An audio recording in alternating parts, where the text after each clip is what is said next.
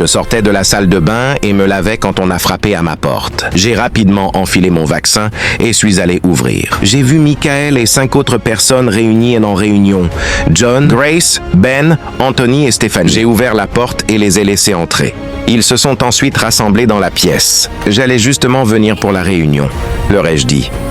On le sait, mais on a décidé de venir pour une réunion de prière chez toi, a dit Michael.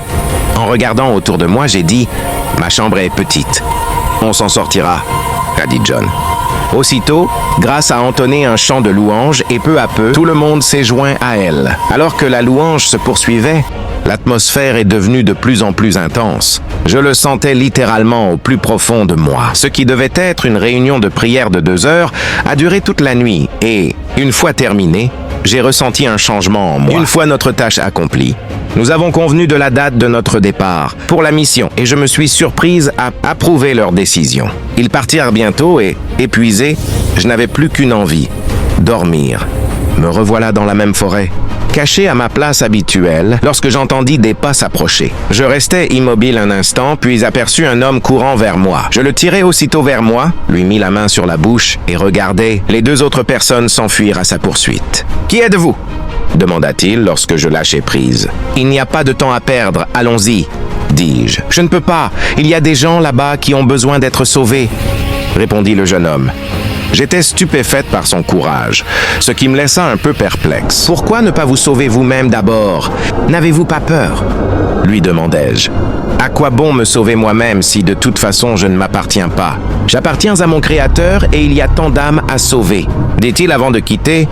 Aussitôt sa cachette, je le regardais repartir et me redressais d'un bond, réveillé en sursaut. Assise sur mon lit, je restais perplexe face au rêve que je venais de faire. Tout était clair, mais je n'arrivais pas à l'accepter. Le message était pourtant évident, mais j'étais aveugle.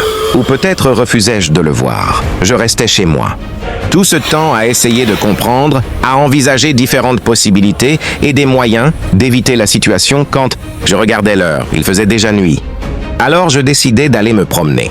Je mis mes écouteurs et lançai une chanson. Je vais prier.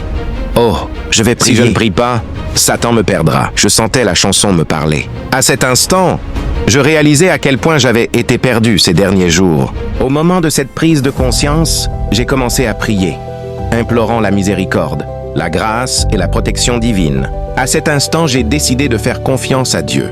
J'avais peur de celui qui ne pouvait blesser que l'âme, alors que j'aurais dû craindre celui qui pouvait blesser à la fois l'âme et le corps. Quelque chose clochait, mais je ne saurais dire quoi. « Ethan, tu as demandé à me voir » dit Michael après s'être assis. « Oui, Michael, j'ai vraiment besoin de ton aide. »« Qu'est-ce que c'est » demanda-t-il l'air inquiet. « J'ai des appréhensions quant à ce voyage, » dis-je. « Je l'avais remarqué. J'attendais que tu me fasses suffisamment confiance pour te confier à moi. » dit-il. Je ne sais pas comment l'expliquer. J'étais tiraillé entre le marteau et l'enclume, dis-je. Je comprends. Alors, que se passe-t-il? demanda-t-il. Je pris une profonde inspiration avant de lui raconter mon rêve obsédant et mes peurs. Après mon récit, il inspira profondément et resta silencieux un moment. La plus grande arme du diable, c'est la peur.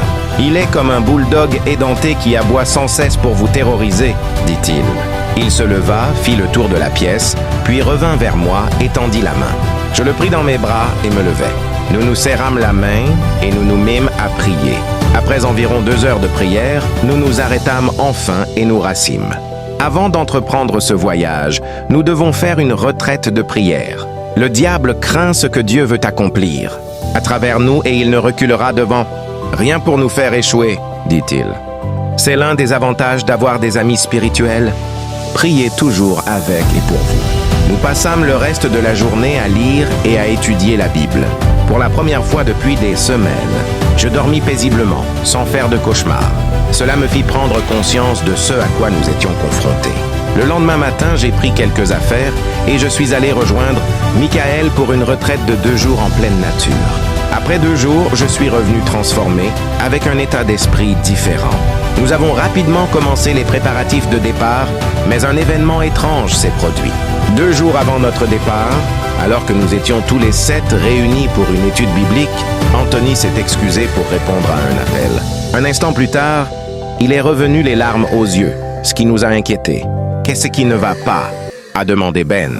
Anthony a essayé de parler, mais les mots lui manquaient et il s'est mis à pleurer encore plus fort. Nous nous sommes tous levés et l'avons pris dans nos bras pour le consoler et l'encourager à nous parler. « Ma mère, a-t-il tenté de dire, mais il n'a pas pu en dire plus et s'est effondré en larmes. Michael a pris le téléphone d'Anthony et a rappelé le numéro. Après avoir parlé un moment, il a laissé tomber le téléphone et son expression en disait long.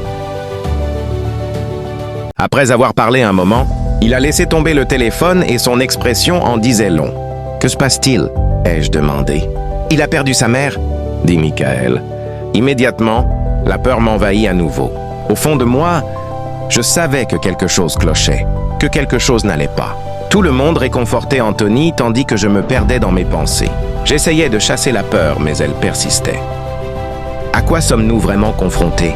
Me demandai-je. L'air était immobile, tandis que les ténèbres s'épaississaient, et dans la brume qui les enveloppait, un vieil homme apparut.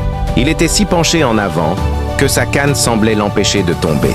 Il regarda à droite puis à gauche avant d'avancer. Il faisait si noir qu'on ne distinguait rien devant lui, mais il avançait sans difficulté. Il marchait lentement, mais ses pas résonnaient lourdement sur le sol. Après avoir longtemps marché, il s'arrêta enfin et frappa le sol du pied. Aussitôt, la lune sortit de sa cachette, illuminant les environs. La lumière de la lune révéla qu'il se tenait près d'une rivière. Il planta sa canne dans la terre humide et s'arrêta lorsque ses pieds touchèrent l'eau. Il resserra son pagne, en sortit quelque chose et le noua. Il porta la substance à sa bouche et murmura quelques mots avant de la jeter dans la rivière. Aussitôt, des éclairs et le tonnerre zébrèrent le ciel. Une structure émergea lentement de la rivière jusqu'à ce que son cou s'arrête. Elle commença à se rapprocher de lui et s'immobilisa à quelques mètres. « Que me voulez-vous? Pourquoi me dérangez-vous » demanda la tête qui émergeait de la rivière. Un nuage sombre s'approche. « Le danger est imminent et nous avons besoin de votre aide, » dit le vieil homme. « Vous savez que je n'offre jamais mon aide gratuitement. »« Que proposez-vous » demanda la tête. « Je n'offre rien d'autre que ceux qui sèment le trouble. »« Vous pouvez les prendre, » dit le vieil homme. « Vous devez faire mieux. Vous savez que vous devez offrir quelque chose avant que je fasse quoi que ce soit, » rétorqua le chef.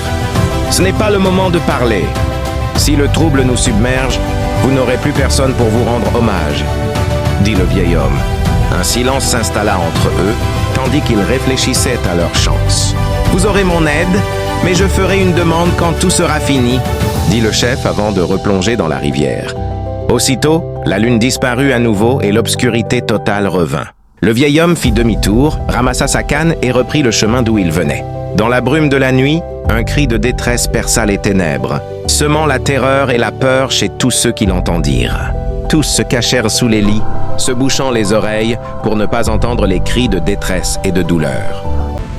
Si vous voulez avoir la suite de l'histoire, alors abonnez-vous. Partagez à vos contacts et cliquez sur la notification pour ne rien rater.